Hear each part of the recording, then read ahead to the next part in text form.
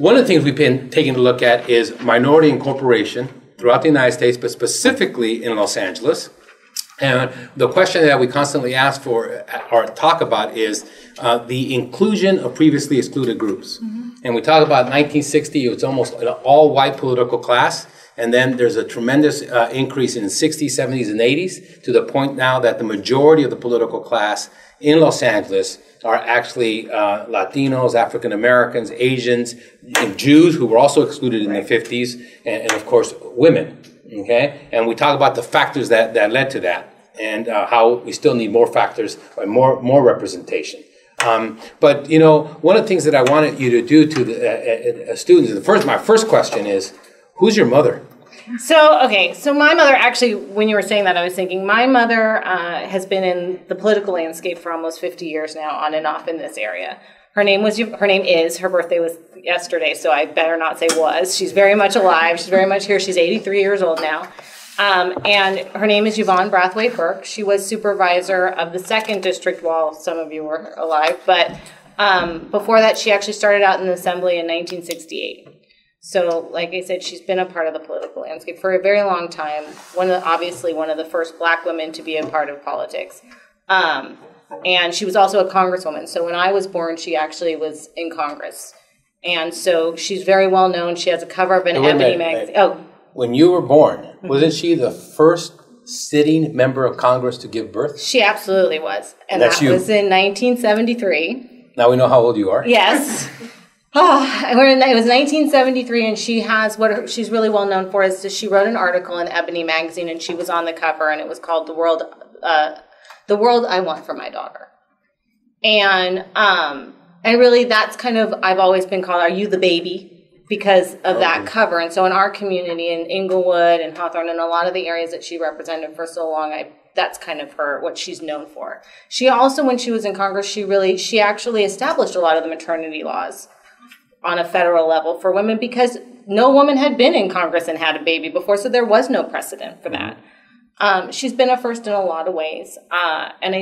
And in this district, actually, for us, what's really crazy is, as an assembly member for this district, I will be the first woman to represent this portion of this district at the state assembly. So that just goes to show that although we've come a long way, women still have further to go. We have a lot of minorities, but women have a long way to go. We were actually talking about women, and we talked about 1992, the year of the woman, when 2 women were elected to the U.S. Senate from California, and there was a tremendous growth in the number of women elected officials, and it was really growing fast, right? And then we had a huge retraction. So why were women getting elected, number one, and then why are they not getting elected now? I think at the time it was kind of, we had these green buttons that said, women now, and there was a real drive from the community to have women. It came from the grassroots, and it came up that way. I think now we've kind of lost track of that. We've lost track of how important it is to have women sitting on each body. We spend a lot of time talking about diversity and race on the body, on any legislative body for that matter. And very rarely do we talk about a diversity of perspective or a diversity of gender. It just doesn't get discussed enough. So I really just think it was the fact that the grassroots support kind of died down for a long time. And you see it kind of percolating now, but really not enough. Women have a lot of choices now. They are the breadwinners in a lot of their families. And by the way, going into politics is not a breadwinning space for you. It is not the cash cow that people like to, make you think it is. So in a world where women have a choice where they can go make money or be in service, I think a lot of women are taking advantage of the opportunity to be the CEO of Pepsi. So you're saying that so many other opportunities have opened up that some of the best and the brightest used to go into politics. Right. Now they can run Mattel or or it's Pepsi or whatever it may be. Yahoo. Yeah. Right. So if you take a look, you're saying you'll be the first woman that represents what is now the 62nd district, and that number has changed over the years. But the base of that district has always kind of been Inglewood. Yes. Right? And it's the largest city in the district. Right. So you're running for a seat that's currently represented by Steve Bradford. Yes. Who's African American. Absolutely. Right? And he replaced somebody who's African American. Yes, current president. and they replace somebody who's African Yes, American. it has been a traditionally African-American seat. Although, it has been a traditionally African-American seat, although the demographic of the area has become much more increasingly Latino. Right. But the point I think I wanted to make was that how do you sustain African-American representation is that there's a base there, Inglewood or other areas. Whereas for women, there is no such thing as a female district. Right, or a female seat, for that matter. We seat. don't even do that. Whereas, and this is kind of like an inside sort of thing. So there's this black seat, right? And so there was a woman who was a white woman running for the seat. Her name's Betsy Butler. And she had been a sitting assembly member, and with redistricting, she got shifted. The districts got shifted, and so she had to kind of pick where she was going to run. She lost in where she wanted to run, which was a primarily white district, and so she came back to run for this seat. Mm-hmm. It was a very serious concern for the Black Caucus that this seat remain a black seat because it has traditionally been a black seat. Like 1973, right, 74. Exactly. Like that, right. And so a lot of energy, not necessarily into me, there was actually another black candidate that they had in mind, but a lot of energy went into making sure that the Black Caucus got very heavily behind originally a different candidate and then actually moved over to me. But there's organization around a black candidate. There's organization around a Latino candidate. Unfortunately for us, and I have fought a lot against this during my candidacy, is the Women's Caucus doesn't have the same So there is a role. Women's Caucus. There absolutely is a Women's Caucus, but they do not raise enough money. And at the end of the day, when it comes to politics in California, you've got to raise a lot of money to be able to send your mail. Mail is very, very expensive. To get elected, to be taken seriously, you have to raise a lot of money. And unfortunately, the Women's Caucus has never really done that. I have to say, we have a new speaker of the House that is a woman, Toni Atkins. And she's very impassioned about that, making sure that women raise money, make sure that women are part of the donor group so that they are really pushing kind of up in the levels so that then you can have a support for when you have a woman candidate that everyone else has a support for. So how much money have you raised? Oh, we were just talking about this in the elevator. I think total at this point for my primary, I raised $550 and so far $550? $550,000. Oh, $550,000. No one would even talk to me until I raised $80,000. What do you mean nobody would talk? No, I couldn't get an endorsement. You would have. I couldn't get an endorsement interview. I tried to meet with the Black Caucus. They wouldn't consider me for endorsement. No support. None of that support like I'm talking about that you kind of really do need when you're running for office. One of the credentials, no matter how smart, how passionate, what have you, is your ability to raise money is what makes you a viable candidate. Unfortunately, yes. Which is why campaign reform is so important. Because it really is. And they don't care, you can knock on doors and get $25 from every person, They don't care how there's max is how much you can raise from each person. But really, at the end of the day, a lot of viability comes down to how much money you can raise. And in a world where there's this presumption that women can't raise money, it makes it harder for women. Mm-hmm. And so how much money have you raised since the June primary? How much have I raised since June primary? You just looked at it, you said. Yeah, I was looking at the sliding code too. Yeah. This is like a midterm. No help from I know, right? I think I probably because they're going to take the midterm. They're going to turn around and say, "Hey, what's that?" I know. What's the answer? How much? I thought it was about 260. Yeah, my budget for the general is $400. So let me ask you this: who's your opponent in the general? So in the general, my opponent is Ted Gross. He's a Republican. Who? Ted Gross. Never heard of him. Never heard of him. I know how much he's raised. At 15,000, right? 4,500 is what he has on hand. We're on hand. And he raised. So he's got 4,500. 15,000 total. Total, yeah, 15,000. I know his numbers because I look those up. Let me tell you, you spend more time looking up everyone else's number than your own because you want to see what they're getting ready to do and what they have the money to do. But Ted Gross, he's a Republican from Westchester, and nice enough guy. We just have different principles and different ideas interestingly enough, we have some of the goals we have are the same, but how we get there is different. Mm-hmm. So, I mean, it's tough for you to say this, but nobody's taking this race seriously. I mean, you have to take it seriously. I have to take it seriously. No one takes any. Listen, unless it's the president. Unfortunately, people don't take any of the races seriously as they should. Okay, but what would it take for you to lose? It would take at this point, it would take a lot for me to lose. Which, knock on something. Please knock on something. Someone knock on some wood. It would take a lot. But you know what? We worked really hard. So in our primary, to give you an idea, we had 7 people running, 6 Democrats, 1 Republican. I was outspent by one of those Democrats by $400,000. She got 12% of the vote. I got 40.9%. So it goes to show it's not just about the money, but you need the money to get rolling. You need to get your mail out. Mail's tremendously expensive. But you also have to you have to take the time. You still have to do those old-fashioned things that people probably think you don't have to do anymore. You still have to knock on doors. You still have to make the phone calls. And you have to do them. You can have people do them. Odysseus runs a mean phone bank. But you have to get on the phone because people want to hear your voice. They want to talk to you. They want to question you. And if they don't see you or hear that you were in their neighborhood, they feel very slighted, as they should.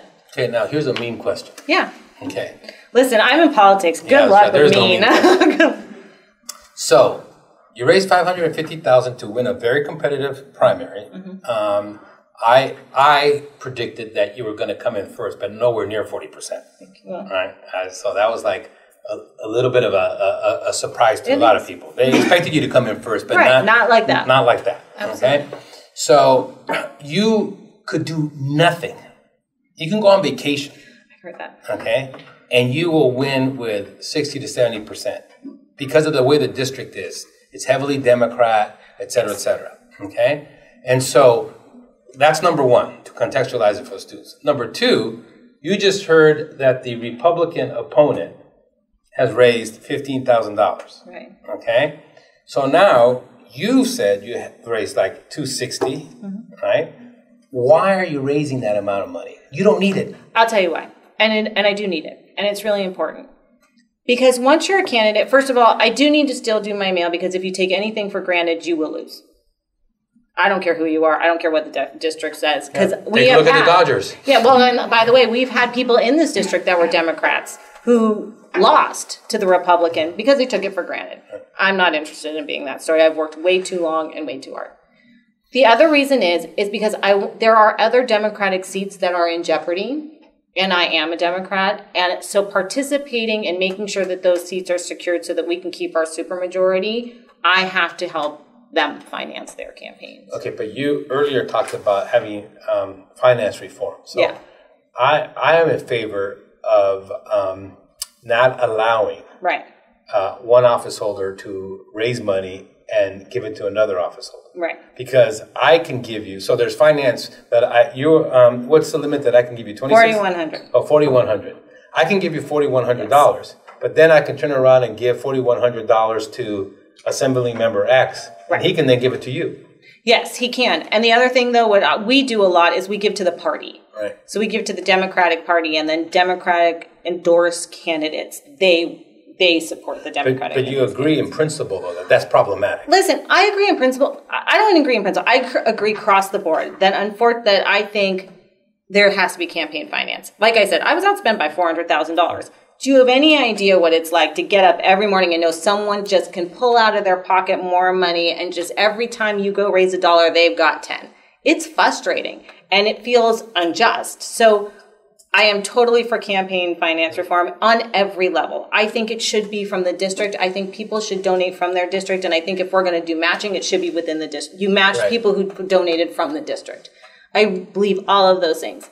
But until that is the case, in a real world where I am going to be on a body that wants to pass reform that is really, really important to me for the state of California, as long as campaign finance is the way it is now and I can participate to help maintain that supermajority, I will do that. So why are you running for the state assembly? I don't have a simple answer. A lot of people will come in and I was a chief of staff of so-and-so and so-and-so and it's the path of whatever. That's not my reason. I had a really nice life. I had a great consulting business in energy efficiency. I really did have a very enjoyable life. Luckily for me, I had the opportunity to work with Assemblyman Badford on a bill called AB 217 that was a low-income solar bill. And that really kind of sparked, besides the fact that I come from a family that's been in service, obviously, So it's always in the back of your head. But actually getting involved with that bill gave me an opportunity to kind of see what was possible and what my experience brought to the table.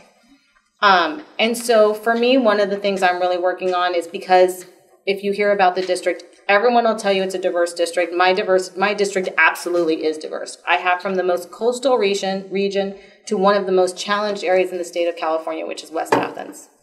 So for me, as an environmentalist and as someone who has always encouraged energy efficiency and worked in that space, to have the opportunity to demand that those opportunities are not just given to my coastal community, but also given to my very urban portion of my community is very exciting to me. To hold environmentalists' feet to the fire and say, this is not going to be just something that wealthy people get the opportunity. I have people in my community that divide your recycling, yet they suffer the worst environmental injustice. So to have that chance to really be involved in something like that really kind of spurred me on. And then as I went along, you start collecting more and more issues that you really understand will help get your community to where you want it to go. So I know we talked about your mom, but who's your dad? My dad's a very lovely man named Dr. Burke. He started the LA Marathon. So he's always been very involved with the community. He's on the South Coast Air Quality Management District. He was on Coastal Commission, so he has spent a lot of his life in service as well. They met, interestingly enough, on opposite ends of a campaign. My mom was running, and he was a campaign manager for her opponent. So we are diehard politicians, right? So we are diehard politicians. We've been doing it forever. But he's a businessman. My dad's just a successful businessman that's come to the state of California and really done well. So when you think about the state of California, what's the major challenge facing the state? Maybe you can, like, two parts, one like short term and then long term. Unfortunately, the challenges are the same short term and long term. The real challenge I believe the state faces right now is the business environment we've created. So California is a difficult state to do business in. And I really believe that we need to create an environment that is much more business friendly.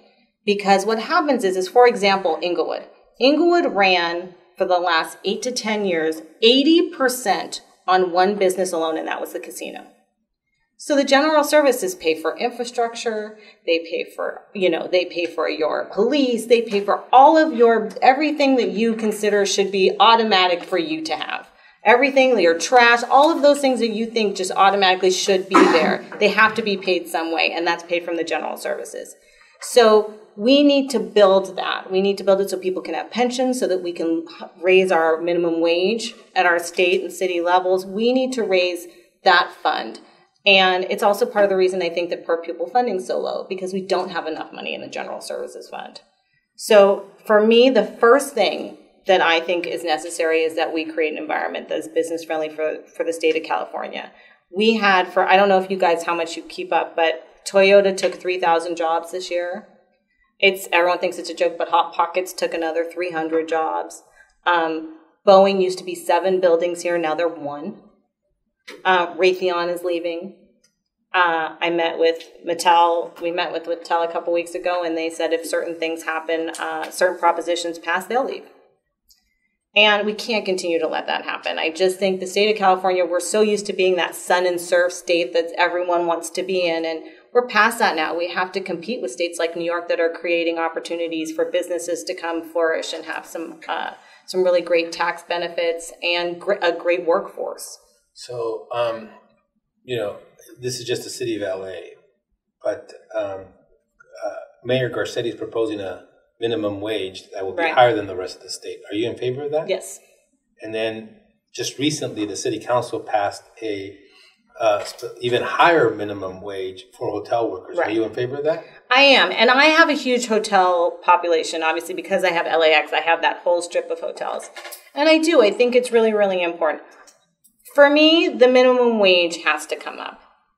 And if you just do the basic math, people who are making more are going to spend more, and they're going to put more back into the community. We can't always ask for our businesses to pay more taxes to put back into the community. We need to start creating a higher lifestyle for people where they can then give back into the community. Yeah, but the argument has been that to retain business, we can't be giving that minimum wage and enforcing it higher than the businesses say we're all for a higher minimum wage, but it's got to be everybody.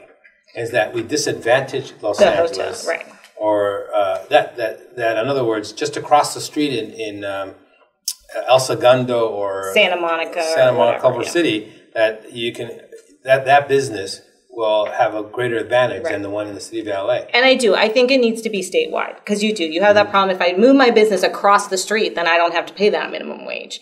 That's a problem. So his plea to everyone to go ahead and raise the minimum wage is important. But I do have to say, I don't think it's a reason we chase business out of the state of California. Why don't we just raise? You're going to get up to the state assembly. Why don't we just raise it at the state? And that's what I think. I think it needs to be raised. It needs to be raised through the whole state. It just needs to be one sweeping raise across the whole state. I met with about 80 businesses last year, and their reason for leaving is never minimum wage. Most of their reasons for leaving are because either A, they cannot, to grow here, they have to go through so many hoops and they have to pay so many fees and fines that unfortunately it then prices them out of the opportunity, or the time frame it takes to get all their permits and all of their CEQA passed and everything else, it's too long, or it's uncertain how long it will take. And that uncertainty has caused them to leave. So, for example, if someone wants to build a manufacturing plant here and they plan on spending $50 million and it taking 5 years, and they get here and they find the process ends up taking 7 to 10 years and costing them $80 million, they can factor that in if they know what that's going to be, but they can't with the way we do business here in California now. CEQA, which is CEQA, the California Environmental Quality Act. Yes. Are you in favor of reforming it? Yes. Okay, so you're an environmentalist. I'm an environmentalist. I don't want to take out the requirement for a business to be responsible, but there has to be some predictability.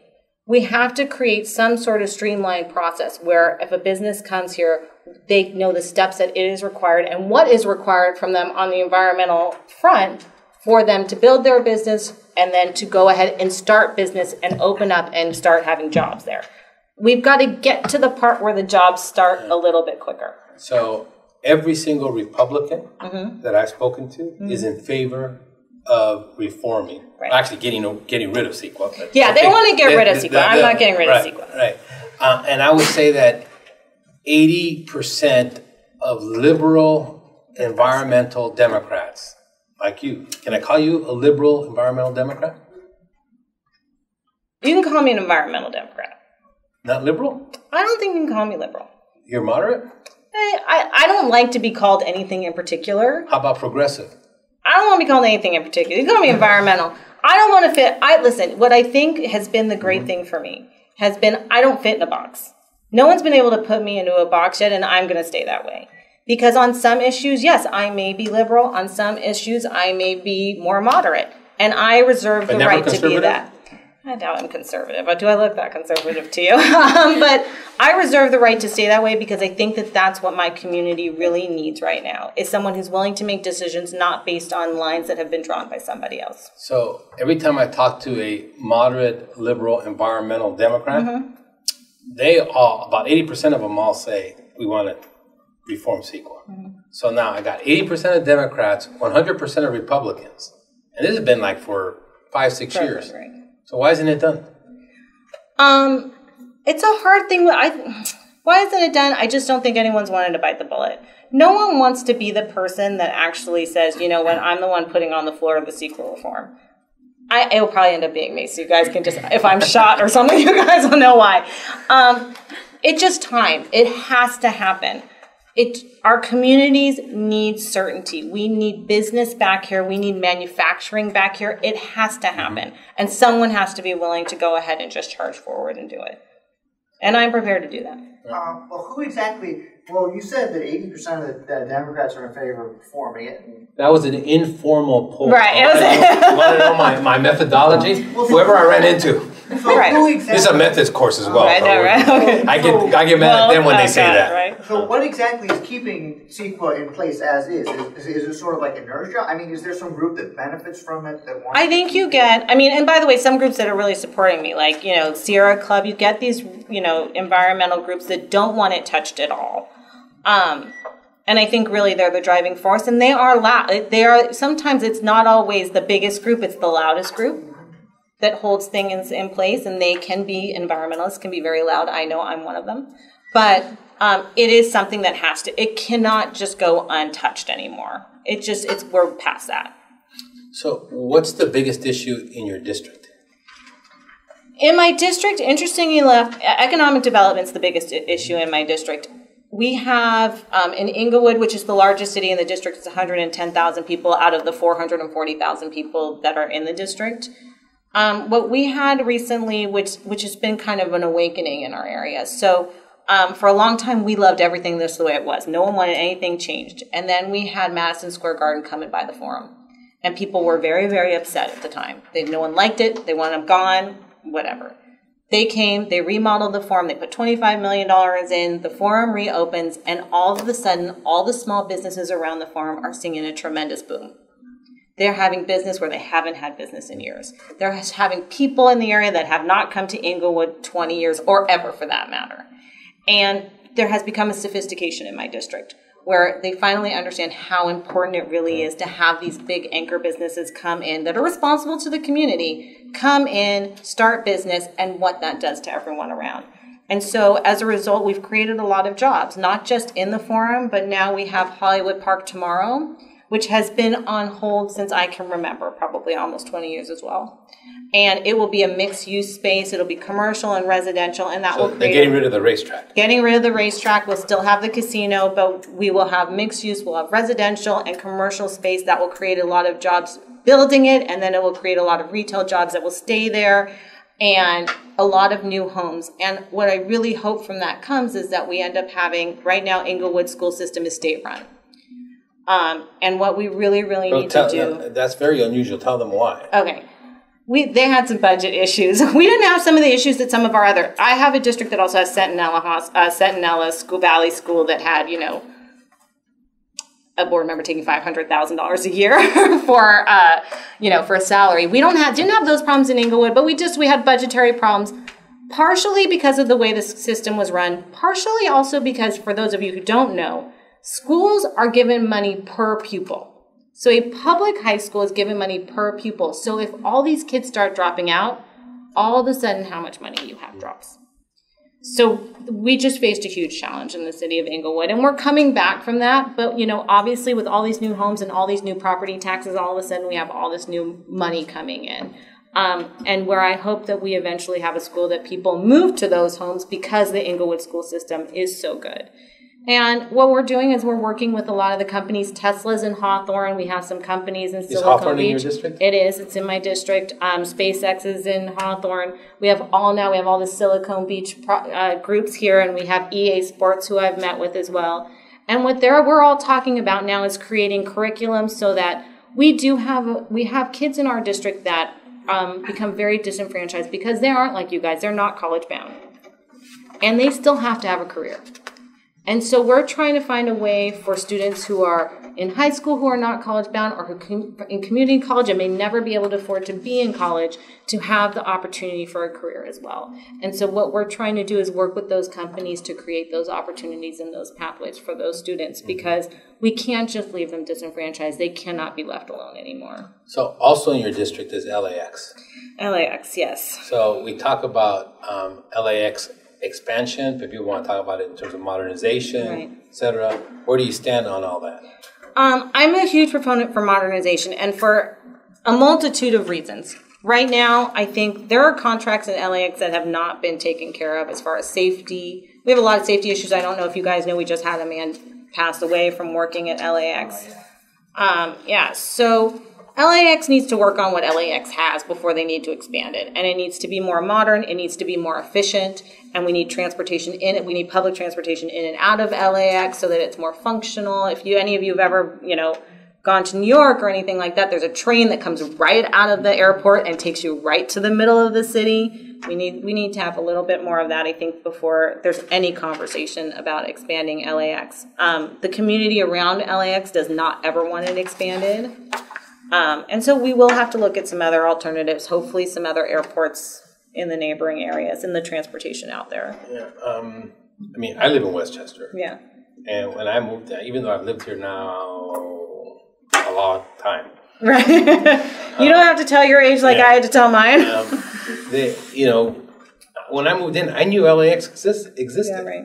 I mean, it's kind of like also like LMU. We were here since 1929. Right. And then people complain about students. It's like, wait a minute. They were here. Right. It's like you bought your home, you knew students were here. Right. There's that. There's also, I think, the traffic has increased in LAX since you moved here. Yeah, but change happens. I mean, change does happen. You're one of the more reasonable constituents. We love to have you here. When my wife married me, I wasn't going to stay the same age as she married me. Right. Change happens. Yeah. I think that analogy, okay, but right. It's like, I think we can do a few things to make the surrounding communities around LAX a little happier. I think that we probably need some pollution mitigation from planes and things like that. And in Inglewood, we've done a lot of noise pollution efforts. Yeah. We double pane windows. You get that automatically. We have some things to kind of mitigate that. But I know people knew what LAX was there, but LAX has gotten tremendously more busy. And pollution has become, people's education on pollution and particulates and all of these things has become much more advanced. And so I think there's an understanding about what really happens when you live around LAX that there wasn't before. I read a study not too long ago that even just on the 90, because the 90 has had an increase in traffic, actually that the level of children with autism who live off the 90 is the highest off of any freeway. Really? That's not even really a freeway. It's not even a busy freeway, but you have to imagine it's probably a combination of airport and 90 and a few things kind of coming together. Jonathan? Yeah. Well, I think that when you say expanding the other airports would be like a way. With regard to expanding LAX, I know the people in the district don't like it, but it seems to me that I'm not sure what other option there is, given that the traffic going through there is going to increase. I mean, I suppose you could try expanding some of the other airports, but wouldn't you have the same issues there too? Because people would be not always. Those airports would be no, not always. So you can do. I mean, Palmdale's far, but there are other airports that are not in the middle of residential areas where you can expand. Like for example, even in Hawthorne, they've just actually added a new airline that's more of like a commuter jet. Oh, okay. To kind of because we have this new Silicon Beach. Kind of constituency, so that those people can go to Hawthorne, fly, to San Francisco or wherever they need to go on a small commuter plane. Oh, okay. Things like that, and that's 20 minutes away. It's 15 minutes away. So, how about high-speed rail? What about it? What about it? Are you for it or against it? I listen. Anyone who lives in a major city should have a rail system, and we need proper public transportation. Do I wish that it was going to an area that was more populated, so it could probably be more successful at the onset? I think that would have been my preference. I just think that... So you're for it in principle, you just don't like that it's starting in Fresno. Yeah, I mean... Kevin De Leon got in trouble for that. I read the article, absolutely, and we are friends. We are friends. And he got in trouble for that, and he kind of backtracked, and my feeling is, no, I think he's right. I think that it would be better if it was... that there's only tumbleweeds in Fresno? No, not that there's only tumbleweeds, because I'm sure there's other things. That was the quote he said. Yeah, the quote was, it should be somewhere there's not just tumbleweeds. But what I do agree with is that it should be in a center, a city, a metropolitan center where it can be successful. I think if it's in an area where it doesn't get much use, what are the chances of us expanding it? And really, what traffic does it alleviate? And really, at the end of the day, if it doesn't alleviate some of the spending that we're going to have to put in place to put the infrastructure for all these new cars, then what was really the point in the first place? I mean, if you think of it financially, which is, I believe, how part of it should be thought of, is the only way I can get it to make sense is, we have all these cars, so we're going to have to repair all of these roads to make sure all your cars can fit on there, and the more cars you guys get, the more of us there are. We're going to have to expand the roads like we just expanded the 405. If I have a rail and I spend all that money on a rail and it comes here, I don't have to keep expanding freeways. I don't have to keep improving the roads at the same speed I do because you're not using them as much. So to me, the return on investment is someplace like here more than it is someplace that's less populated. Yeah. So Inglewood, Westchester, City of LA, I think one of the major issues facing them is streets and sidewalks, especially Westchester. Man, it's horrendous. Try drive down Century in Inglewood. You will not drive down Century in Inglewood. But that's the responsibility of cities. Yeah. They just don't have the money. Right. Do you see any way that the state can help out? No. At the end of the day... Wow, that was mean. No, it's mean. Because seriously, it comes back to the same thing. To get more money into the system, we need more businesses here. We just do. If you want nicer streets, if you want your police to have the highest technology and the algorithms to figure out where the next crime is going to be committed, it exists. But to pay for it, you need money. And the only way I truly believe that we can sustainably have money year after year is going to be to bring more business to the state of California, to get their taxes, to have the people here to be working, to be paying their income taxes. That is the only way you're going to find the money. The state doesn't print money like that. Like, the city doesn't have the money. Well, the state doesn't have the money either. I mean, we have a little bit of a rainy day fund this time, but that's first time in how long? Mm-hmm. So we've got to create a sustainable way to grow our general services. We just have to. It's just no way. There's no way around that. Yeah, Wendy. It seems to me that your issue with CEQA is more of because it's a disclosure law essentially. So the categorical exemptions and the information that's provided by the cities themselves is what could be a force for driving businesses out or simply not.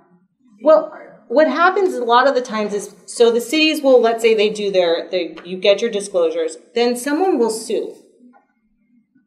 Sue the city. And so it's that suing process that we've gotten in the habit of, or that people, unfortunately, my environmentalist friends have gotten in the habit of, that put everything on hold until they somehow are made whole, or there's that whole functionality, or unfortunately, sometimes we have some labor groups that use it to their advantage. Sometimes I'm not saying that this is the case. So that's what holds it up a lot of the times, is that process of when, after the disclosures are put out, that people start suing. So I think those are the gaps we need to close. Or like a Home Depot is going to open up and Lowe's sues. Right. And knowing that will just slow them down, even though they don't. Eventually they'll get there, but it just slows it down. And then as for categorical exemptions, would you say that you guys need more per city, or that simply they're not as clear cut? They're not as clear cut. They're not as clear cut. So what happens is they're kind of subjective sometimes. And I think if companies come, they know exactly what they have to do. I think they want to do, not all companies. Some companies actually want to do the right thing. They want to come in, they want to follow your guidelines. They just want to know what the guidelines are. Right. Tucker? How has businesses like Uber and Lyft affected other modes of public transportation, especially because they're not allowed to go pick up people from the airport? How has that been? Uber so it's kind of a multifaceted way that they've affected. First of all, have you taken Uber or Lyft?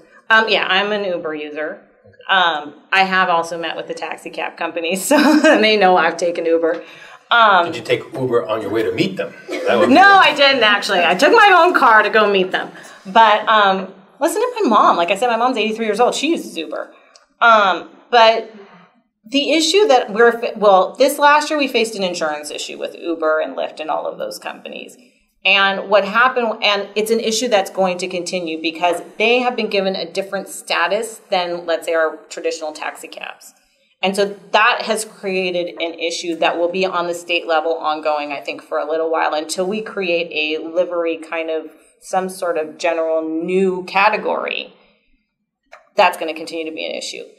Because you have to realize, like for me, taxi cab drivers, I love Uber. And I'll tell you why I love Uber. It's clean. My driver's always been nice to me. Whereas when I get in a taxi cab, especially unfortunately in Sacramento, they don't regulate their cabs there, so the cabs are always dirty and they're always really mean and they don't take credit cards.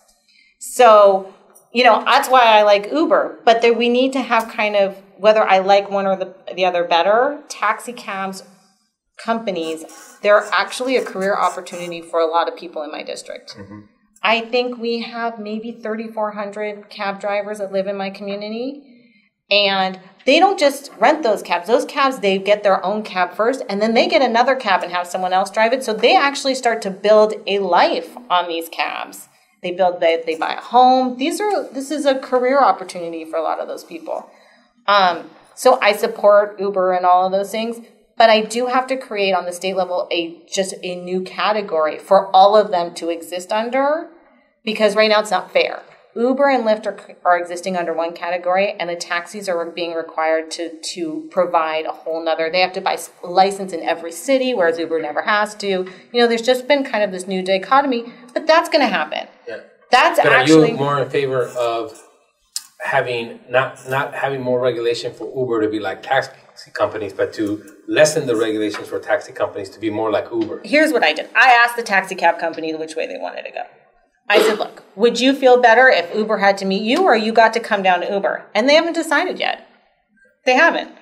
Well, I'll bet you they're going to say they're going to want They're Uber not sure. No, they're going to say they want Uber to go up to them because that's the system they know, and they benefit from that exclusivity. The problem being is that they spend a tremendous amount of money because they have to get a different license for every city that they go in, and they would love to remove that from their processing system. Mm-hmm. That takes a tremendous amount of time and money out of their daily system, and that is something they would love to get rid of.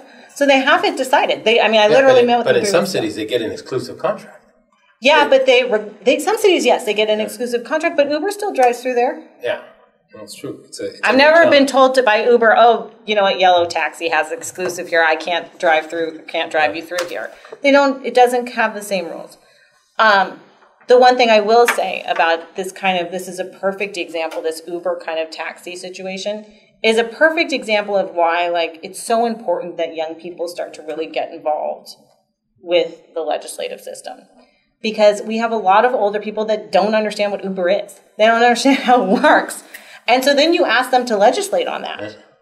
And they have to go through an entire process. And so are you telling about your colleagues that will be in the legislature? No, there's some colleagues that know exactly, but some of them don't know. I mean, now, we have term limits. Some of your colleagues still using flip phones? Right. Listen, we do. And we have term limits, so you don't have as much of that as you may have in Congress or something like that, where someone's been there 43 years and has no idea what's Uber.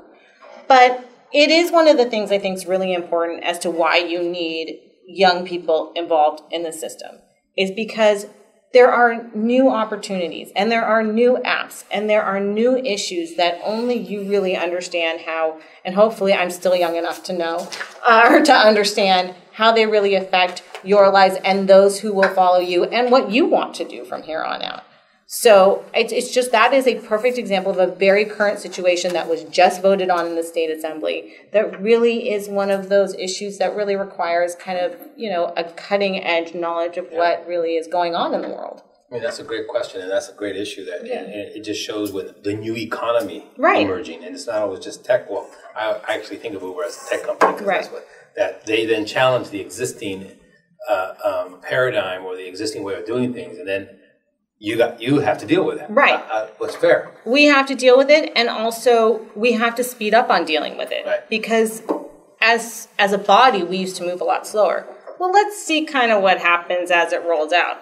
But by the time now we see what happens with an Uber once it rolls out, there will be a new version of a new kind of rideshare system that we'll have to legislate. So we're going to have to pick up the pace actually on our end at the state legislature and really start to keep up with what's going on and see what's coming down the pike and be prepared in advance. Mm-hmm. What's going to be the first bill that you introduce in the state assembly? I don't know yet. And I'll tell you why. What happens is when you come to the state legislature, you get put on committees. Mm. You don't get to pick your committees. You can ask, you can put a list together. It's a really lovely little list of what you would like to be involved in at the onset, but you don't get to pick. The speaker gets to pick. So on your list, what's going to be number one? On my list, number one is utilities. Mm-hmm. Utilities and commerce. That sounds boring. It's not. It's not. I'm sure it all actually sounds boring when you really get into it. But I don't know if everyone here knows, but the only storage facility for the gas company is here in the district. It is under the Blona wetlands. Gas travels, Playa del Rey. Right here. You look out over it. You guys all look out over it every day. Underneath that ground, about a mile down, is the only gas storage facility. Can it blow up? No, it can't really. Listen, that's what they say. It can't blow up. It's sandstone, but and it's too far down. But what people don't realize is gas travels at about 5 miles per hour. So if the gas is up north, which they have 2 facilities up north, and it needs to come all the way down here, That's how you end up with a blackout, because we can't get it down here fast enough. So this facility is tremendously, I believe, important, and is going to be a huge part of the conversation, especially, like I said, for someone like me who wants to talk about energy efficiency and balancing the grid in a new way. I think it's going to be an important part of the conversation. And like I said, it's here in the district, and so I can't imagine that being here in the district and someone from this district not having a seat at that table. It just seems crazy to me. So when you win, assuming you win, which I think we all think you're going to win. I think so. You get to hire a chief of staff up in Sacramento and a district director down here. You'll probably put the office in Westchester, the center of the universe. Right. Okay. How many people in total do you get to hire? It just depends on my budget. So it's going to depend on my committees.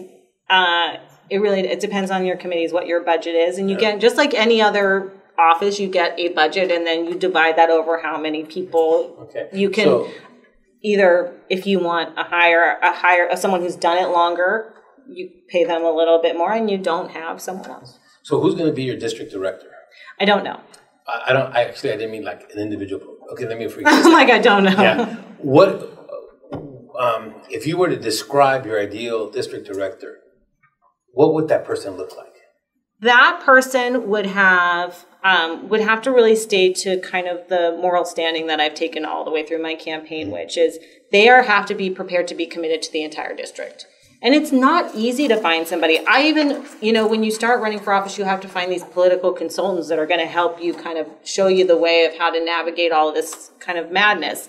And even finding someone who I felt was committed to both my western portion of my district and my eastern portion of my district was really hard. It took me 6 months to find somebody. Because... And who is that? At the time, it was Doug Herman, was my political consultant. It's a hard to find. So he's not your political consultant anymore? No, because we had to scale back. We had to scale back. He got you through the primary, then you fired him? No, I didn't fire him. He's fine. Trust me, he's fine. Is he working for you or not? No. So you don't think you fired him, but he thinks you fired him. He might think I fired him, but I don't think so. See, it's like when I give him a C, I don't think I give him a bad grade, but they think I give him a bad grade. No, I don't think he thinks... That's a great... If you get a C in my class, that's awesome. Is it? They don't recognize I want to take this class. I'm not coming back to take this class, but C's great. But really finding someone that A, can make that commitment to really committing to the entire district as a whole is tremendously important to me. And then B... The second part is someone with enough energy who really is ready to do things a little differently. I really don't want the same old people that have been there every single time and they all do the same events and they kind of just go, they're little robots. I really want someone who's going to re-engage the community because I think it's really, really important right now. How about chief of staff up in Sacramento? In Sacramento? I do have an idea of who will be my chief of staff up in Sacramento, and it's the same thing. What traditionally happens actually in Sacramento is the staff in Sacramento, they all stay. They watch all the assembly members and all the senators come and go as you get termed out, and they stay there. So they've been there 20, 30 years. They've been there forever. Even though they have to be rehired by they just have a computer system that you go in and you can pick out of the computer system these people. So they've been there forever. I have the same issue with that. I want somebody there who, A, knows my district, which if you've been in Sacramento the last 20 years, chances are you do not know my district very well. And B, I want someone who's prepared to really challenge the system. We have a tradition in the assembly where everyone will come home and they say, I passed 17 bills this year and the governor signed 14 of them. I would like to come home and say, listen, I passed 5 bills and they are going to change your life. They are going to make they're going to do everything I promised you I was going to do. I'm not looking for volume. I'm looking for quality. And I just think that there's a habit of that in Sacramento. And so I will bring someone who I believe can commit to that with me. Is it a female? Yes, it is. Okay. Just asking. Yes, it is. So I'm going to give you 4 categories of these following 4 legislative bodies. Which has the most influence on the economic future of your district? In my district. Okay. The local city councils, the board of supervisors, the state legislature, or U.S. Congress? I think for my cities,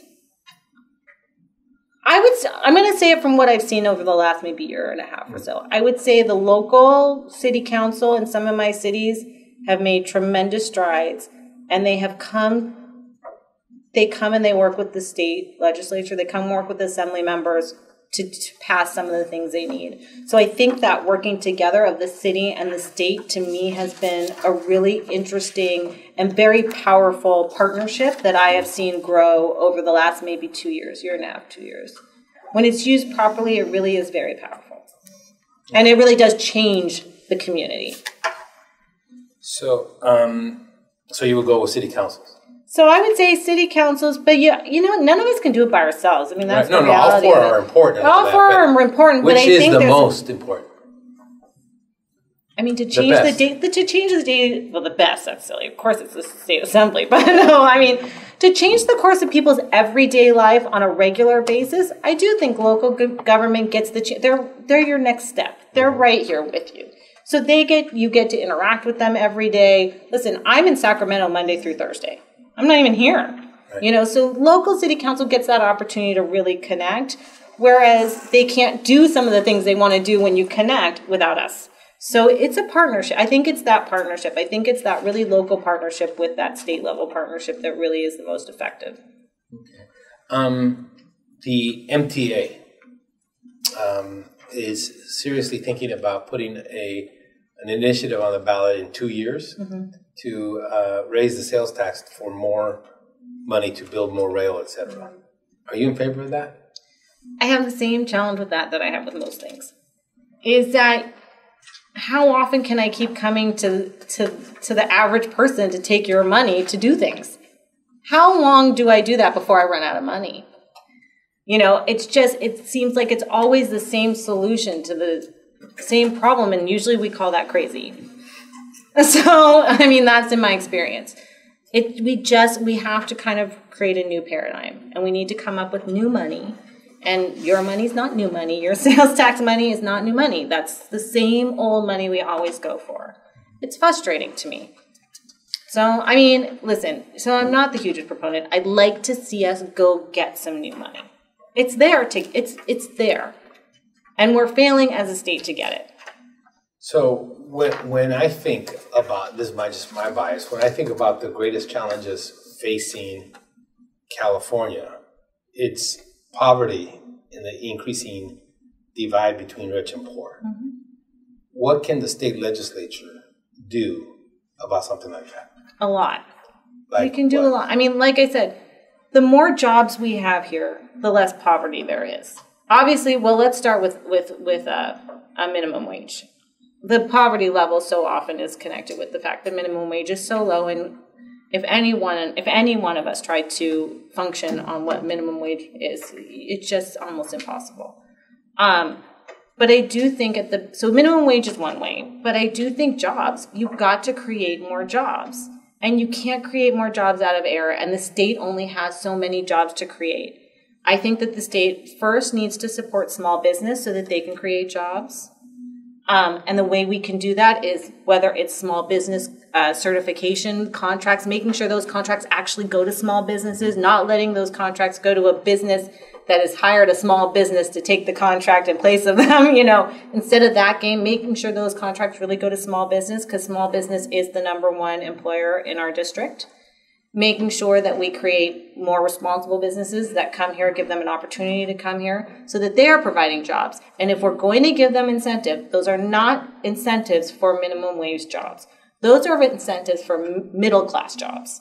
If I'm going to give an incentive, it's for creating a large number of middle class jobs, because that's the only way I can start to alleviate poverty. So, like film credits? Were you? I mean, I supported the film credits, absolutely. I mean, that's an industry we've had forever, and it's a travesty that we've let it leave. But we have other industries. We had an aerospace industry. Yeah. We had a very, very thriving, we had an abundance of aerospace industry here that we no longer have, that we watch leave bit by bit on a constant basis. And I think the last one we will see, you know, Boeing is fleeting. It's not just about the industry. It's not just about Hollywood or whatever, because that's kind of our bread. That's kind of, you know, that's more like our moniker, right? Mm-hmm. We don't want to lose that. That's what we're kind of known for. but there are plenty of other businesses, whether it's aerospace or any kind of manufacturing. We have Silicon Beach here, but they don't build anything here. We want them to start building. If you're going to make Google glasses, make a chip here.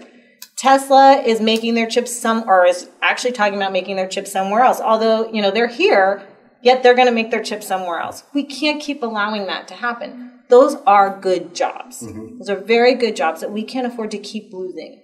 And I hate to keep banging the same drum, but at the end of the day, that's really where it starts. Yeah, but you say we can't allow it to happen. What can we do? I mean, it's a private business. It could decide to go. Oh, no. We can do a lot. I mean, we can, like I said, if it's tax credits, it's got to be a good job. But like I spoke to Tesla, or I've spoken to businesses at Silicon Beach, and part of what they also would like is they need a labor force. They feel like that they are very sorely lacking in qualified people to employ from the area. So working with them to bridge that gap, to make sure that we have people educated to go into those jobs and into those companies, that's an easy fix. That's something we should have done years ago. And the fact that we never made that connection with private companies because we were afraid of what that might look like, we're past that. It's time to start doing that. So do you consider yourself working class, middle class, or upper class? I would probably I consider myself definitely from working class, but now I would consider myself probably middle class. Okay, no. I would. Despite what anybody now you might thinks, consider yourself. I know that, but despite what anybody Are you upper class or middle class? Right, I come from a family that was working class, but I think I'm middle class. Your mom was a congresswoman. Yeah, but there was before that. Your dad is one of the most successful businesses around. But my grandfather was a janitor. No, but you right now. Yeah, but still, that's my family. No, you. I'm middle class. I said I was middle class. You're not middle class, you're upper class. I'm upper class? Listen, when I think of upper class, I think of people who don't I know work. we do, but that's the problem we have with class in America. Okay, well then maybe that's my problem. I'm all ears, but I think of upper class I think of people who don't have to work. I have to work. I have spent my savings. Okay, people who don't have to work are like the 1%. That's like wealthy? Yeah, very, very wealthy. Okay. But in terms of, you come from a family that's in the upper 10% of American income. I do, but that's not my financial situation. Okay. Let's be very clear. So if you don't consider yourself upper class, yeah, and this is a great illustration of something we've been talking about, right? Nobody considers themselves upper class. Oh no, that's not true either. I mean, the data is overwhelming in terms of public. No one thinks they're upper class. No, everybody in America is middle class. Everybody?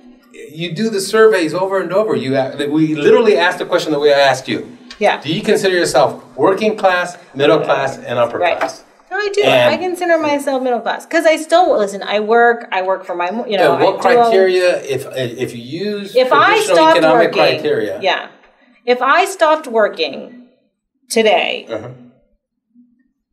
I don't live paycheck to paycheck, but I couldn't stop working. Like that's just not an option. That would never be an option for me. That's what makes me feel middle class. I feel like an upper class person can kind of go, no, I don't really like doing that anymore. I think I'll try something new. Like, I feel like they can do that. Mm-hmm. I feel like, I had savings and I spent it I worked while I was doing this, but I had to supplement my work income to do this because it does take up a lot of time. And so for me, the idea that I have now dwindled that down and I will go into a new job that pays a lot less than I got paid before. And be more of a paycheck to paycheck person. I feel like that makes me middle class. Now, where I came from, listen, my parents are not middle class. My parents are very upper class. But my sister and I think we would both say that we feel like and maybe that's a good thing.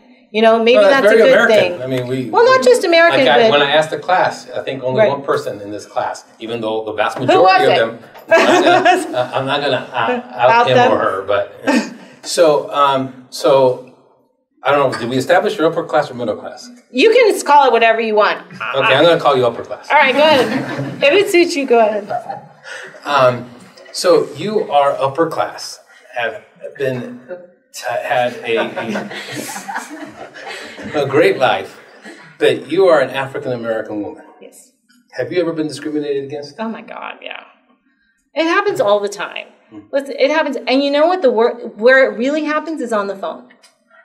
Because people... How does that happen on the phone? Because people don't expect... They don't think I sound black. So they say whatever they want. So how does black sound? Right. Well, to them, what black sounds. So people will say, they say whatever they want if they haven't seen me or they don't really know what I look like. People say all sorts of crazy, all sorts of madness. But like the most recent, well, no, I don't want to, because, I don't really like to perpetuate things like that. But listen, I got slapped. I mean, this guy, I was at a labor endorsement interview last week. And they were like, okay, great, your interview went great. And they all said, let's take a picture. And they all stood around me. And this little old guy came up on me and goes, I really like to slap you on the ass. And I was like, what? That would not happen to Kevin De Leon. I don't know. This little white guy would not feel it was appropriate to tell me he was going to slap you. But my wife wouldn't really like it if I slapped you on that. I'm like, are you kidding me right now? I'm an intelligent young woman. I just presented a very good point here, and this is what I'm reduced to. Listen, it happens all the time. One thing I learned from my mom, and my mom had some of the worst experiences. When she went to the assembly the first year, they have these parties and things, and she got an invitation to one of the parties, and she RSVP'd yes, and they sent down, the speaker's chief of staff came down to her, down to her seat on the floor, and he slid over a little box of alcohol, and he said, why don't you have a party by yourself? Oh. Do I get that? No. I kick someone in the teeth. I wouldn't even know what to do. And so I think I have a good reference point for it. No one would ever, I don't think anyone would treat me like that to my face now, but you get a lot of, especially as a woman, and quite frankly, I'm not young compared to you guys, but compared to the body, I am young. And, you hear all the talkings. You hear all the talkings about, isn't she cute, and da-da-da, and look at da-da-da. You hear all those things, and you just kind of have to forget about them. So you don't like cute. What word would you like? I think I think I don't really care what they call me as long as they have to take me seriously. And so I've created a way that they have to take me seriously. I do participate in the party. I have done really well. I got 40% of the vote. Mm-hmm. So you will have to meet me at my face. You don't get to treat me like I'm token. I do create an environment around myself when I'm in Sacramento, especially, and when I'm here, that I believe has made people take me very, very seriously. And I've done that for a reason, because I could see them kind of thinking, well, this little young girl, and she thinks she's funny and she's cute and whatever. And I'm just not going to have it. So talk to us about Ferguson, Missouri, and that whole event. Right. And how has it shaped or reinforced any views you might have had about race relations in America and police-community relations? It's been a tough one for me. Because I'm one of those people, I was driving to a meeting the other day and I saw a black man on the side of the road being handcuffed, and it looked like, okay, you're going to hate when I say this, it looked like a middle-class black guy to me. And I just thought, and it hits me in this really weird visceral place whenever I see a black man being put in handcuffs. So to see a situation like that has gone in Ferguson on such an ongoing basis, it hits me in such a visceral place. At the same time, one of my best friends is a police officer.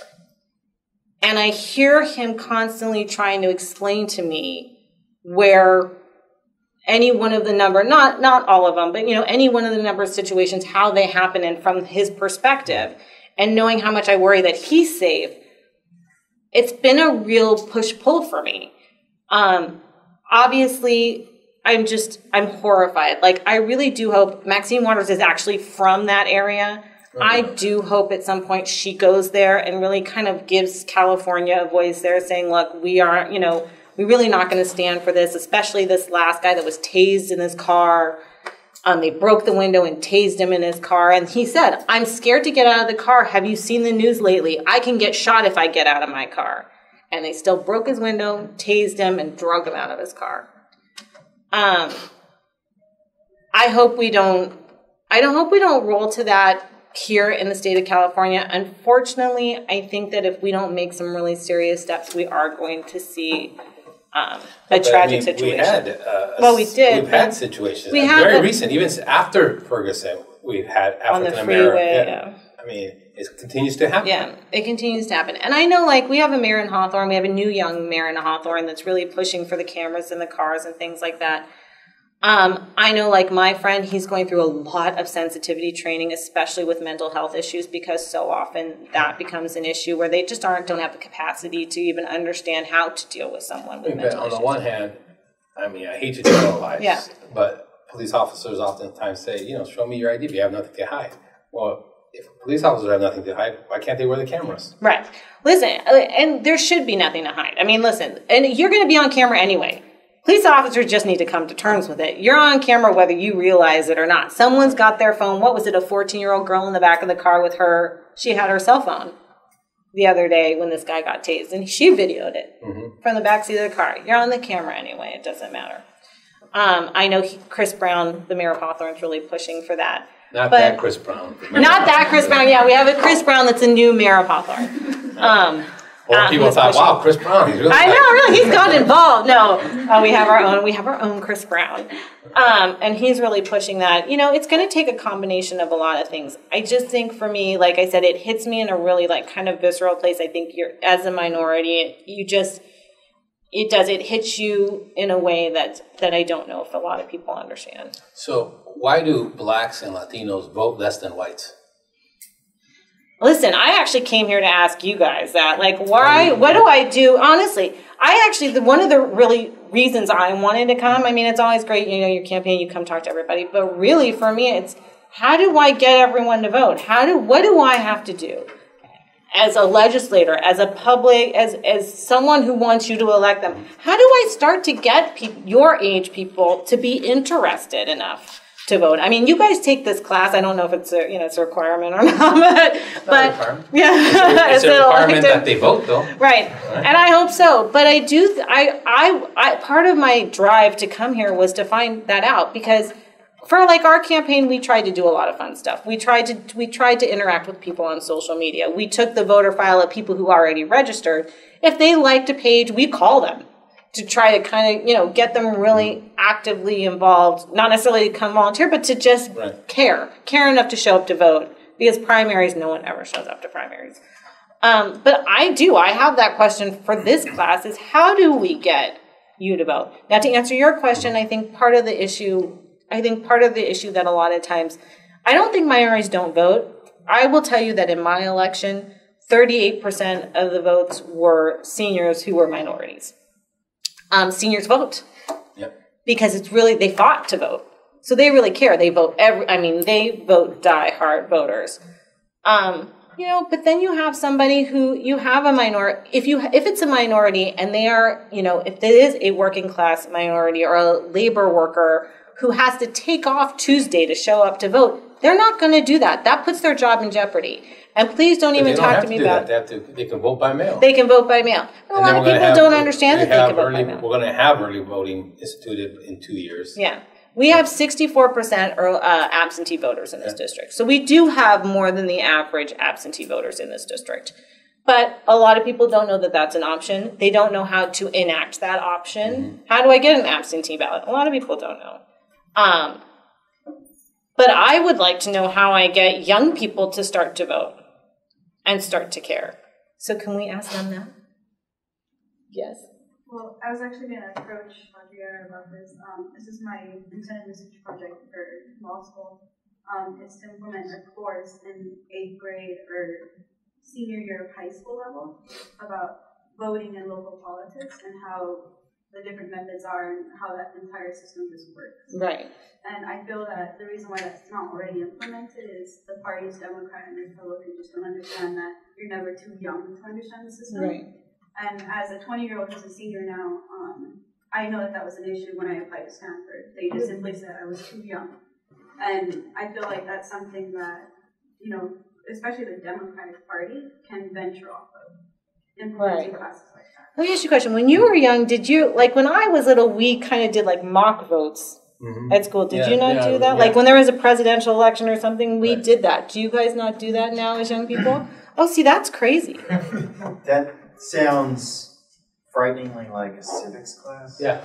Which But I you took guys in don't have- 7th grade. Right, and I had to take it. Yeah, but But the school districts are totally against it because we've dumped on schools to do more and more. Right, and so now teachers' the unions will right. tear my hair out. Yeah, but also the political science literature is pretty clear that it might have a 1 or 2% impact Right. when fully implemented and all that. Why don't young people vote? Like, does it just not matter? Like, do you feel like at the end of the day, it doesn't really like matter to your day-to-day life? I mean, I would say so. We did do the mock voting in school, but we only did it for the presidential elections, like you were saying earlier. And I think it's more just going off of what she was saying as well. It's like an education thing. Like I've taken, congressional politics classes and local, like municipal government classes, and therefore have become like interested in it. But without those classes, I would have had Just no not care. idea. And like, it was more the fact that I didn't know like the power that local and like state government has. Like, the control that they really can exert, and it's Right. made me interested personally in going into those kind of politics. So maybe that's what it really is. Want to vote, so I think it's more just recognizing like the power and like educating younger people on like how much it really matters what your state representative decides to do. And how it affects your day-to-day life. I think young people are susceptible to the same things that every other generation is susceptible to. Name recognition is key. Right.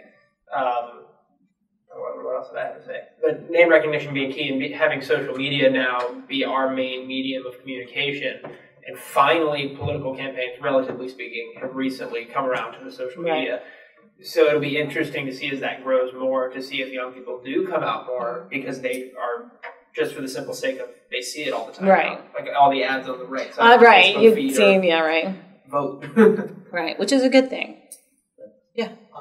So I'm from Hawthorne, and so Yay! Okay. Now, can't you tell the way he's wearing a tie? All the Right. kids from Hawthorne wear ties. Do that. I'll and remember. so a lot of my friends from home do go to El Camino College, or they just have their high school diploma. And from what I've gathered from them, a lot of time it's a lot of the independence of the individual. They don't think anything they do will really matter, Matters. especially at their young age. So Yeah. I don't know. But How a you- rational perspective, they're right. If I don't vote, it's not going to make a difference. It does make a difference. Because you know what? Here's what I think that Did it people make a need. difference in your election? Because here's what it makes Had I a not difference. voted for you, would you have? It made no difference. Well, You no, would've it won. makes a difference if all of you had not, if all the voters who didn't vote. But what does make a difference is right now, people who are 68 and 70 are deciding what your life is going to look like. Right. Whatever you do every day, those are the people who are deciding where your money, your future income is going to go, where your taxes are going to go, what your life and liberties are going to look like. And I just wonder if young people knew that that generation was deciding exactly what your life was going to look like, if then you care a little bit more. Yeah. Go ahead. I think one of the hardest things is we're not involved in a lot of things that get votes and stuff. Like, we're all in college. Right. I know a lot of people do have jobs, but we're not in like That the makes sense. career type of thing Yeah. setting yet, where a lot of propositions aren't relevant to us yet. And same with the housing. Like, it's hard for us to say, like, I have a stance on what I know anything about housing, but I don't know anything about housing. That I don't know makes anything about that, so why would I go vote on something like that? I think something that is important to our generation is a lot of social issues, like we see with like same-sex marriage and stuff like that. I think we are super passionate about the more social side of voting, but I still don't think it gets enough support. Right. But maybe it's a place to start. Yeah, by the way, Caitlin is a member of a top 25 nationally ranked sports team here at LMU. Oh, very cool. Volleyball. I'm like, oh, wait, here, let you talk. Let me hear. I was just, in my opinion, I think it's mainly also culturally, like at least like the Latino side, at least in my family, I guess. My family comes from like, I'm like a first generation student here, so it's like my dad had like, let's say like a GED and a high school diploma, that's it. My mom less in middle school, like elementary school education, and my grandparents will obviously less than that. So I know like for my family, like it comes down to like culture, like it's never really been important to them to vote. My dad, he votes, but he's not very active. He just votes because he's like, okay, I need to vote. It's time to vote. Yeah, Right. like it's just time to vote, like I'll vote. But he's never been active. He's never engaged like me or my siblings, like this is very important. You need this is a very important value that you need to pass on to your kids, and you need to do this because it's going to impact your life. Like I've never had that conversation. Never like, and it's never been implemented in, like my life and like my daily life and like around my family and a lot of. And I live in South East, which is like I know where South East is. Yeah, so like it's mainly Latinos, and a lot of them have the shared sort of like the same like values, like the same culture. So that I think like from our perspective, like that's probably half of like the reason why we don't vote. Like we just never got like that taught, like implemented, ingrained into us. So I think that's probably like part of it. It's part of it. Yeah. I think it's also two parts. Like one, she was saying like making issues relevant to us. So like even though like the oil being under the Bologna wetlands isn't relevant, like something like an Uber thing would be relevant. It's gas. That's what it was oil. It was oil like in the 40s, but it's gas. So so that like not really listening to right. Then you say Uber and all of a sudden you're like, I think it's knowing like your demographics. So that could be race, but it could just be age when it comes to us. Yeah. So like knowing what issues people would care about. So even like if it is a cultural thing, there has to be something that's going to directly affect them. Yeah, right. It's a lot more work to try and figure out what that could be, but that could help. And then, but that's important for the party to put that work in. Yeah, definitely. Yeah. And two, I think it's also sometimes you're just never asked to vote. Like unless you're in a class like this. Interesting. It's just you're not asked because, and you know why you're not asked, and you know why you're not asked. Because you haven't voted before. Because you haven't voted before. So what happens is as a campaign, when you mail to the high propensity voters, because it's a fortune just to do that. So if I were to mail to all the 240,000 people registered to vote in my district, I couldn't get one piece of mail out. So what happens is we end up only mailing to the high propensity voters, which is why my campaign went to Facebook, because I thought, well, that's a way maybe I could get to some other people. And I think that is some of the way I made up some of that 40% that you didn't think I was going to get. Yeah. I never checked out our Facebook. So. Right? But some, not maybe in this classroom, but some some younger people did. Yeah, so there's a great political science study that just came out about 3 or 4 years ago, where we took 200 people that had been registered vote and never voted before, right? But they've been registered, and they've been registered for over 4 years. And we took 200 and we tracked them, and we communicated to the 200 2 times, okay? And the 200 that we didn't communicate to, they didn't vote. Yeah. Right? And of the 200 that we did communicate to, they had a higher turnout than high propensity voters. It's just about actually contact. And asking. Yeah. Really or asking. Not even asking, like reminding them. Right. I mean, but it's asking. Contact. Go ahead. Yeah, kind of going off that, I think a lot of kids our age or young adults don't care about the issues because they don't really have anything to do with this, or you don't know. And this is like a personal thing, but like one of the things that really pisses me off about politics is I feel like when you watch a presidential election, you get more of a feel of why they're attacking the other side's plan than what their own plan is. And so not only are you not learning the issues, but for me, that almost makes me not want to vote because I don't want to reward you for going up there and not even. And you haven't said anything. The truth. And even when they do tell the issues, there's not one voice that is unbiased, just giving facts. Right. Saying which way do you think you should vote? Somebody's always trying to blur the lines or kind of lead you and not just feels almost manipulative. Manipulative, not truthful. Right. Even if you say this, do I know that's really your stance on the issue or how the issue is? Well, the good thing now is that you have recorders and Facebook and all that stuff. So the second you say anything the opposite, they just throw that video right on up there. So now people are having to kind of stand a little bit more behind what they say, which is a good. What were you going to say? Well, yeah, I was going to say with regard to I'm a person who votes almost every election. Sometimes twice. No. I'm like, really? I don't cheat, but I vote in almost every election. But the last couple of Culver City elections, I haven't voted in. And the main reason is I don't know anything about the local government of Culver City. Right. As far as I can tell, the mayor seems to be doing a pretty decent job. So wasn't that why you would vote for him then? Well, because often, I mean, there are other offices where they don't even have any competition. There's just one person. Right. is there any point really for me voting there? I get that. Now that I can see how that happens. I mean, there's one person on the ballot. Wait. For most of the people I know that are my age, it's usually misinformation or they just don't want to vote. And when you think about it, I'm 20, so the first election that I can consciously remember is the Bush-Gore election in 2000. And I remember when I was being explained that, I could see on the board that one person had more votes than the other one. And it's so confusing. From the outset, you have a misunderstanding of the whole political system. That is a really good point. Because that is really disenfranchising. Like, to feel like, well, didn't every vote count, but he got more votes. And as a 6-year-old that goes against everything. Right, of course.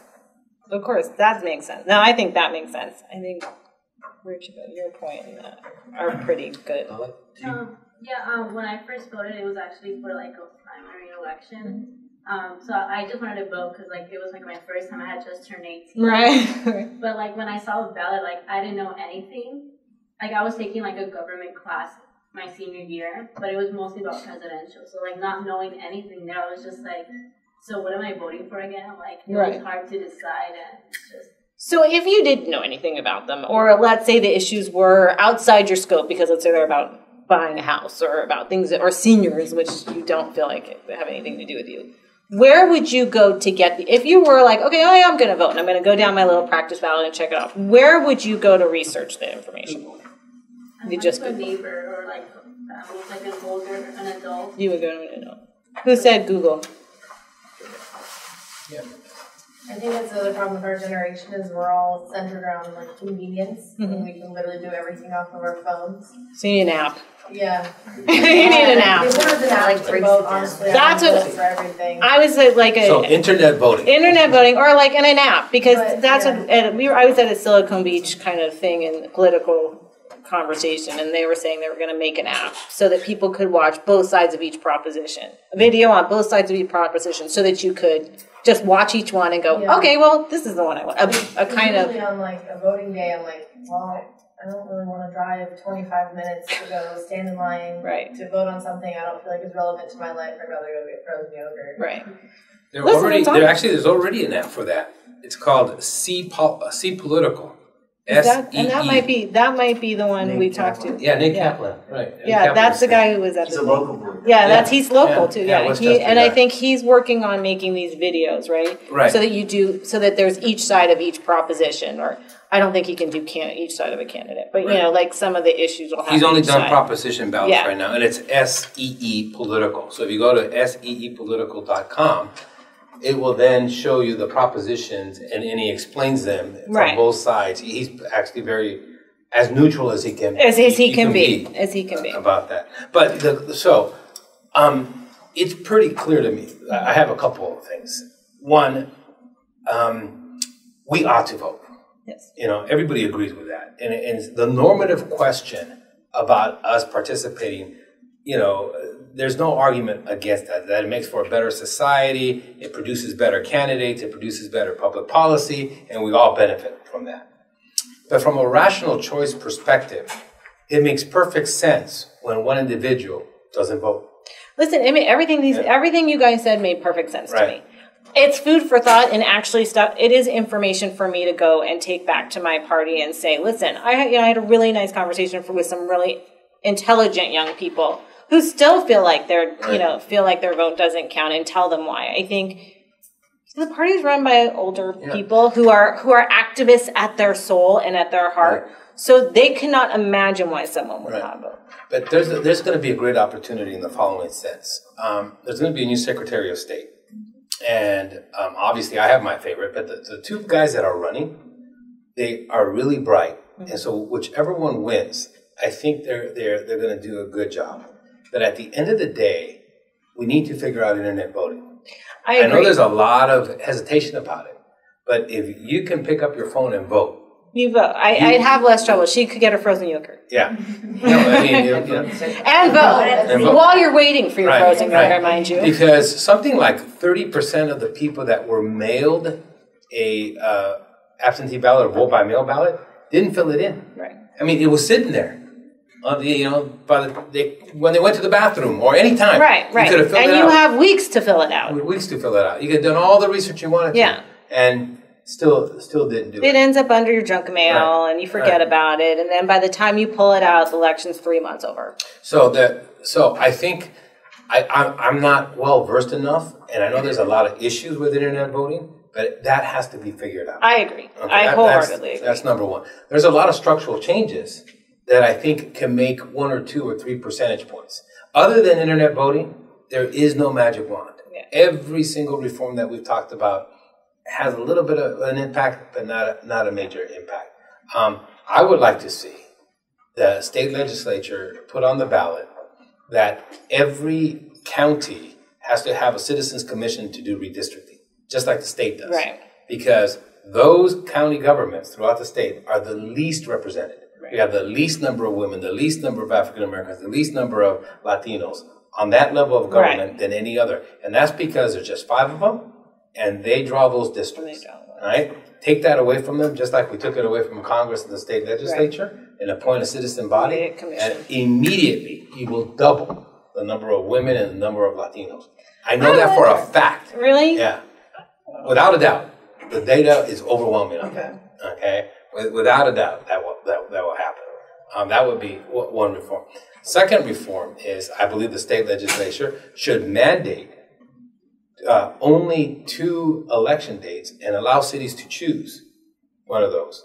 Do you know mean that instead of all the special elections? Not special elections, just regularly scheduled elections. Right. In the last election cycle, there were over 50 election dates in LA County alone. That's ridiculous. And it's exhausting, but we've had a lot of special elections no, too. But not even counting. I know, not even counting scheduled. that. But it's been exhausting for people. Voting has been exhausting. I mean, if you're a high propensity voter, even you're sick of it at this point. Right, and so you need to move the election. You need to tell cities you either have to vote in November of the even year or November of the odd year. Right. You can choose. Okay. Another thing is, this one I actually think would make. Our estimate is that it would make about a 5 percentage point leap. Let's get rid of staggered terms. You know, we don't need staggered terms. Why do we even have staggered terms? You know? What are you going to do? No, the assembly doesn't have staggered terms. Right. We have 12 years. Meaning that all 80 members get elected every 2 years. All 5. Oh, because we have some people that the state senate is staggered, right? All city councils are staggered. Yeah. Okay. There's not one city council. Soups are staggered. Yeah. There's not one city council. But then, how do you do that? Because some people won't meet their term limits. No, that's a minor point. You just have them. You expand the term limits for 2 years. So you would swoop everyone out and everyone in at the same time. Yeah. You know what you do immediately? Okay, so take a look at the city. Take a look at the city of Inglewood. Right. They have 4 regularly scheduled elections to elect 6 because they elect their city clerk. Right. To elect 6 elected officials. Right. You do get rid of staggered terms. Now you only have 2. Right. Okay. And I would even go further and say you only have 1 election. It would be less expensive. Number 1, it'd be less expensive, and number 2, the turnout would increase. The turnout might increase, but I'm just worried if you have everyone coming in and out at the same time. Like in Congress, the U.S. House, they all come in at the same time. You don't all come in at the same time. Sure you do. No, you don't. Richard Bloom's been there 2 years. No. When I say get rid of staggered terms, you can still run for re-election, so people would still be there. Okay, it just would be the same year. Yeah. Okay. Yeah. I'm like, No. In the assembly, you all 80 of you get elected on the same time. Some of you are getting re-elected. Some of you are new. Okay. The same thing on the city council. Okay, that's better. Oh, you thought I meant get rid of... I thought you were just swoop new in, new out. I'm no, that would be problematic. I understand that. Yeah, I'm not for that. Okay. Right. I would even go further and say that we would have instant runoff elections like they do in Oakland and in San Francisco, where you have the primary and general actually in one election. Gosh, what would I do? I'd be so happy. Yeah. It's exhausting. So all of a sudden, those reforms, you would take 4 regularly scheduled elections. In the city of LA, it costs $17 million. It's expensive. You take 4 and you're down to 1. Yeah. And then everybody knows that it's in November of the odd year. But I wonder, would they still, you've probably done the study, but I wonder how much you would really increase the amount of people that would come out. It would increase it by about, and we have figures for each one of these Right. for about 5% or so. Yeah, because I think that really this group is kind of the ones we're missing. I feel like if you really want to see a large margin of increase, this kind of young adult group is who we need to, even when the issues don't pertain to them immediately. I think this is the group we need to be talking to. I think this is who we're missing out on. And I don't think they're not voting because they're too often. I think that they're not voting for the reasons they've said. I kind of do agree with that. Yeah. Like, I like voting. Like, She just got an extra credit point. Good. I'm glad it could be a service. I didn't even know I was going to get it. Like, because of school and work, like, having to juggle, like, so many things, like, at our young age, like, I don't have to worry about, I just voted like 2 months ago, now I have to vote again. Vote again, Like, right. It does become hectic. Like, this, like, I end up actually, like, this last, like, local election, I have actually did pass up on voting, like, even though I have, like, the absentee ballot, because I just never got around to actually doing it, because I'm like, I voted like 2 years ago, like, and then I gotta vote 2 years, and then like sometimes even before that, like. At the city us you have to vote every 2 years. No, For us, you have to vote every 2 years, no matter what. Right. If you're in the city election, if you're in the city of LA, okay, you just voted in June. We're going to vote in November. Yeah, again. you're going to. Then you have to vote in April again. Then you have to vote in May. You know. Yeah. And so like. I'm fine voting 2 years. Right. That gives me like some time. It gives you a little break. Yeah, a little break. That way I can like really study like the new candidates and Right. what the propositions, like what exactly they're doing. But when I have to like, it's every few Feels like a months. job. Like I'm just like, didn't I just like have like this is the elections just passed? Like it just too much. Like and it's just like what they're trying to like.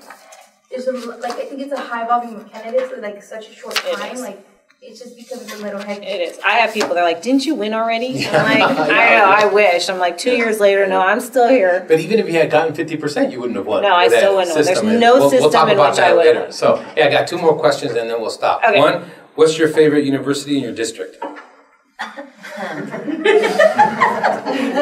I don't know. Let me think.